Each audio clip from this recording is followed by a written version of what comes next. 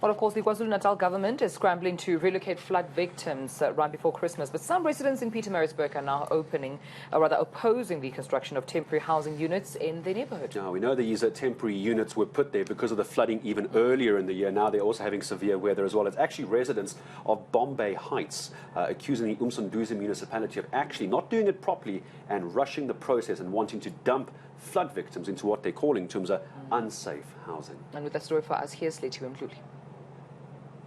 Bombay Heights residents are outraged, accusing the Umsunduzi municipality of dumping flood victims on their doorstep. The municipality wants to build temporary housing units in this plot of land where flood victims will be accommodated. But residents say they were not consulted. They accuse the municipality of rushing the process and failing to conduct a site feasibility analysis. We have found out through the local councillors and other individuals that those processes were not followed by municipality. So based upon that, we then protested to municipalities saying, you cannot erect TRUs on this site unless that process has been followed. The provincial government has set out a deadline to relocate all flood victims before Christmas.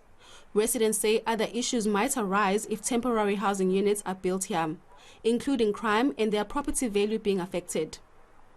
The reasons why we actually put objections to it, not very far from here, approximately 500 meters, as I point out, where the school is. The school has been broken into twice this week. Twice it's been broken into. Our neighbors' homes have been broken into. The value of the houses will definitely depreciate. We also have a problem with our insurance claims, that when we claim for, my motor personally has been stolen. People's stuff from the yard are being stolen in this area. There's a dump here. We have rats around in the area, cockroaches that are infested. Yeah. So with these things being built here, nothing has been done about it. Yeah. You know, it's just a structure that's going to be put up.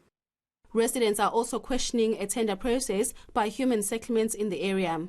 We have information that there was a tender that closed on the 30th of November to house 24 families that are resident at the Truro Hall. What we find strange is, if the tender states that they have found a site which is in Raystop, why are you building TRUs? What concerns us is that it could be somebody that's stealing that money. But the municipality says they have followed all due processes. They've been raising all sorts of issues, but we've engaged with them to try to reason with them to allow that, because it's proximity, it's near where they are currently staying, it's near to the services that they are entitled to get. It won't be problematic. Even the land has been seen to be suitable for the construction of these temporary residential units. Mapoloba says there is no corruption in the awarding of the tender. But why would you assume that there is corruption? There is no corruption.